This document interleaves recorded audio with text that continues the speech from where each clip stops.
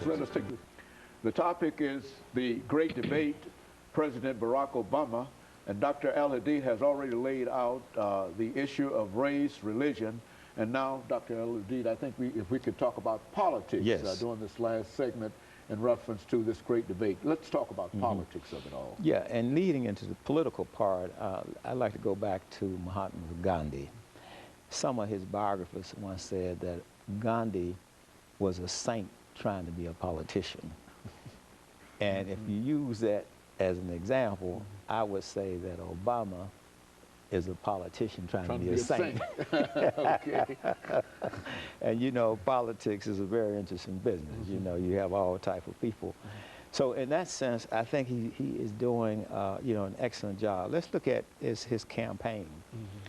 His campaign, I think, spoke to the fact that the nation was divided. You know, people were being polarized. If racism was not above ground, it was certainly underground. And, you know, you had people of religion and getting involved, and it just, America was just becoming so divided. So he was able to come along using pretty much some of Dr. King's language of unity. You know, Dr. King said he had a dream that was deeply rooted in the American dream, that we hold these truths to be self-evident. And so I think Obama is also able to select passages from the Bible and passages from the Constitution. Of course, he's a constitutional lawyer, and he taught constitutional law at the University of Chicago for 10 years while he was serving as state senator.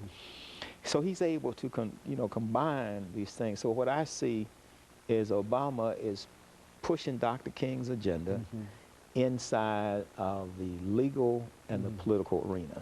And that's how I see him in that sense.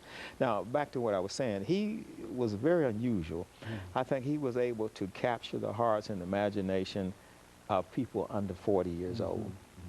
And he was also able to tap into the anger that was out there and the disappointment that was out there, you know, and tap into the fact that people didn't have jobs.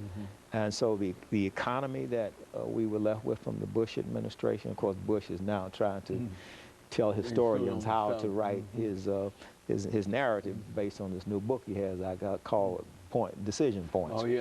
He's just giving the historians some markers, but I think historians should step back and be very independent as they write this history about Bush. But basically, Obama inherited an economy that was in free fall. A lot of people said, well, why did he come with the stimulus package and why did he bail out the banks? That was already in place because they were bailing out the housing industry under Bush with the TARPs, you know, buying up these toxic assets. Paulson was recommending that. So basically, he was continuing a type of Keynesian economics to keep the economy from going into a global depression. So he had to stop the depression before he could deal with the base issues. Now I think he's in a situation at midterm, he's done 2 years, where he's going to have to focus on the core issues, which is the economy and jobs. He felt that getting health care reform was very important, and I salute him for that. And he somehow connected health care reform with getting the economy in place, you know. So now, if he's going to be re-elected, he is going to have to drive down the unemployment, which is at about 10% now, drive down the recession. White America is in a recession, black America is in a depression. And so he's going to have to deal with the core economic issues. Now, whether or not he can do that in 24 months, you know, remains to be seen, especially since he does not have, the Democrats don't have control of the House of Representatives as they had when he got the health care measures. They were controlling the Senate and the House of Representatives.